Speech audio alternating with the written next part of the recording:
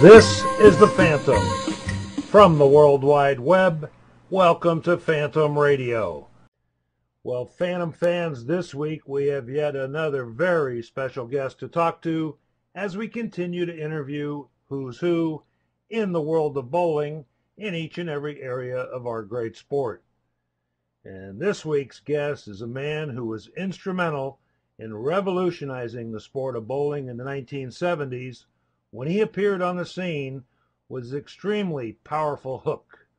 He single-handedly spurred generations of players to try to bowl just like him.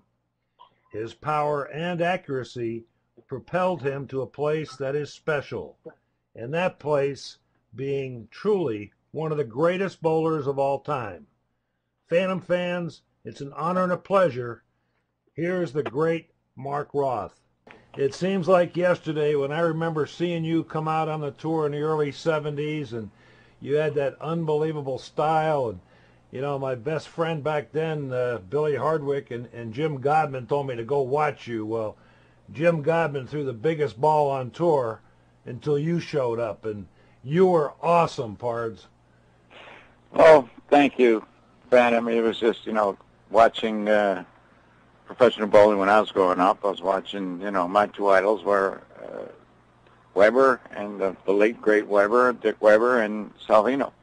So it was a combination of just going out there and putting their games into mine. Well, I've got a ton of questions for you, and we've only got about 25 minutes, and I could talk to you for hours like we've done in the past, but I want to start with this one and attempt to get the Phantom fans out there to know you a little bit better. Sure. How and where did you get your start in bowling? Well, when I was growing up in Brooklyn, they built a bowling center 2 blocks from my home, and during lunch we'd walk over and watch them build it. So when it was finally open, a bunch of us went over to see what it was all about. And we bowled a game, and I bowled a 58 and got hooked. A 58, not a 158, a 58, 058. That's great. I never heard that one before. Well, you mentioned a couple of your childhood idols, Carmen Salvino and Dick Weber, and we all know that you grew up in New York where there was a lot of bowling action. So who were a few of the guys that you used to bowl against in those famous all-night pot games? Well, one of the guys, Billy the Kid was, I didn't bowl everybody. I was kind of young. One guy that I did bowl was Sal, a plumber. His name was Sal, and obviously he was a plumber, and I bowled him in his center, Avenue M Bowl, and it was funny, Lenny. Most of the centers, you knew some of them. This one was about a block away from the cemetery and underneath the subway, the L. So it was kind of weird. You walk out 3 o'clock in the morning and you're right by cemetery. And then you hear the L running by. So, then there's, crazy people and guns were involved after the matches. But Sal was one of the guys I bowled. It was Ira Katz, the whale from Long Island, Billy the Kid. Some of the guys were before my time. Ernie bowled, Johnny bowled. Me and Johnny bowled together. There was one guy called the Beeper. His name was Jeffrey Klein, and he had this thing that he just whoop, whoop, every time he walked around. And it was funny watching him bowl. And when he bowled, he fouled every shot. So the advantage for somebody to bowl him was put the foul lights on. But I bowled some matches and won more than I lost, and it was interesting. It's how you get the blood, the ice blood in your body is when you get up there, you need a strike for $1,000. You better have it in your pocket, or you better throw a strike. Exactly. So how old were you when you started bowling these big money pot games? I was about 16, 17. Wow. And, did you have a backer? Yeah, I was working at the lanes part-time, and then what we did was a bunch of us got together, got the money, and I'll never forget one night, a friend of ours was a teacher, and this guy, Steve Jacobson, we used to call him Jake, for his nickname.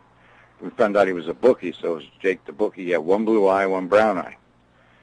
So we went out to Long Island to bowl one night, doubles, me and Jake, and our teacher friend, Robert Liner, I'll never forget this, had a great green Mustang, 1969 Mustang, real sharp. We went out to Long Island to bowl, and we wound up losing. And then we went back on the way home, we stopped at another bowling center, and I bowled him. And Liner, the teacher, we got all our money together and bet against Jake, and we took all his money, and we wound up winning money for the night, and we drove him home. It was a weird situation. We're all friends, and he just got, well, you choked, you did this, I bowled bad, he was saying, so, Dusty Liner, we used to call him, Duster, Liner Duster. So we went, and he says, come on, I got some more money stashed, we'll bowl him.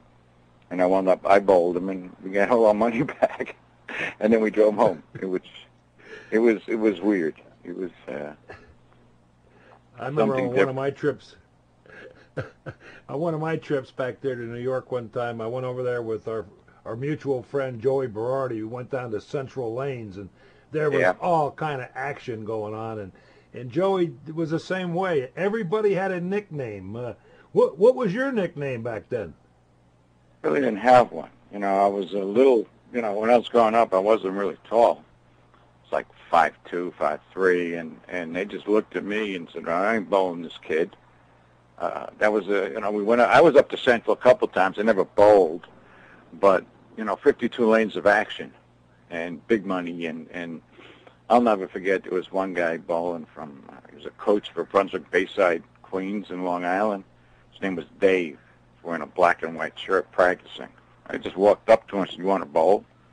I mean, whether the guy was dumping or not, or he was trying, but he looked horrible. So I said, what do I got to lose? I'm, 17, and I didn't drive up there.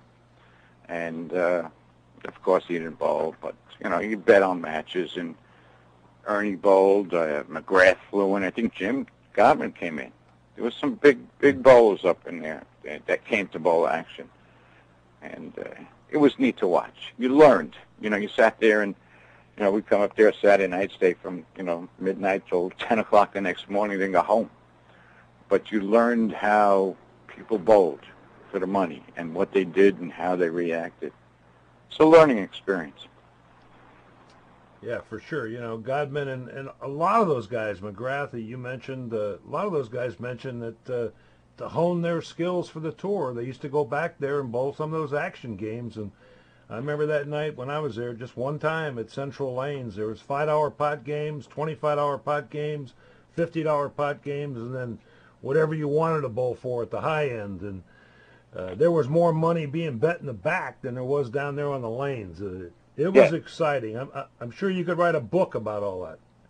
Oh, yeah. Johnny and I bowled a match at Rainbow Lanes in Brooklyn, and it was 4 sets of 14, and at the time, Johnny had a sponsor, Mac. You might have remembered him, and he sponsored a bunch of guys on tour, and he already had a bet with the other guys before we even got into the place. And then Johnny's friends and my friends came down, and we took 14 lanes. There was 14 on each side, and they were lined up from the foul line to the master unit. And there was more money in that place. We had to stay. They shut the doors. They locked the doors that night just because of the money.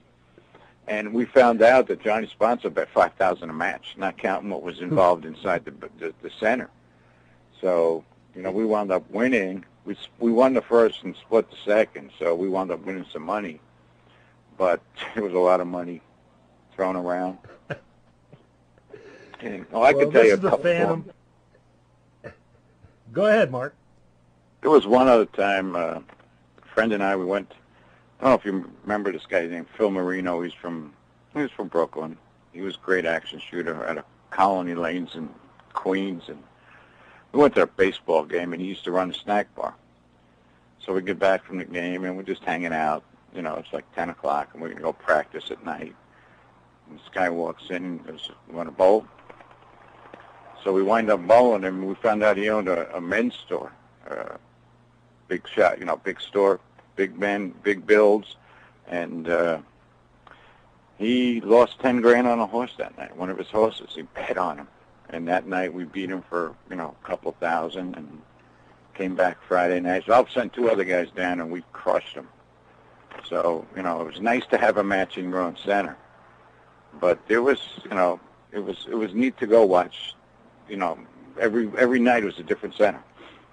Thursday night was Green Acres. Friday night was Evan Wham. Saturday was Central till like, it started from like 11, 12 o'clock till 12 o'clock the next day. Then sometimes on Sunday nights was Evan Wham again. And it was great to go to. It was just an experience that, you know, the kids nowadays or the guys who want to become pros they'll never see it again. Exactly. Hey, Mark, when you came out on a tour, I mentioned this already, that you threw one of the biggest balls ever seen going down a lane. And as you probably realize, over the years, there's been a lot of conversation about bowling balls. In your opinion, have all these balls that have flooded the market gotten to be out of hand? Well, yes and no. You know, when I first started bowling, I was using a rubber ball. Then I think it was the early 70s, I started using a plastic. It's just the revolution of every sport. We had, wood lanes. Now we have synthetic lanes. We have synthetic approaches in some centers. We have automatic scoring. We have machines that can set up whatever you want to set up to shoot spares. The technology of the game, it just revolved about everything. The pins are made differently now than they were, you know, 25 years ago, 30 years ago. Different coating. The wood is still the same, but, you know, the plastic rings on the bottom, the coating on the pins, they're completely different. It's all geared for scoring. And, you know, the balls, every 10 years it goes through a revolution, and they kept getting better and better. And the technology in our sport is unbelievable right now. Yeah, it certainly is. All right, well, Phantom fans, that wraps up another show for this week. Hope that you all enjoyed it, and you enjoyed hearing from the great Mark Roth. And we look forward to talking to all of you again next week. We'll have yet another interesting guest to talk to. And don't forget to join the Phantom Fan Club to be eligible to win some of the great prizes that we have each and every month. So for Phantom Radio, this is the Phantom.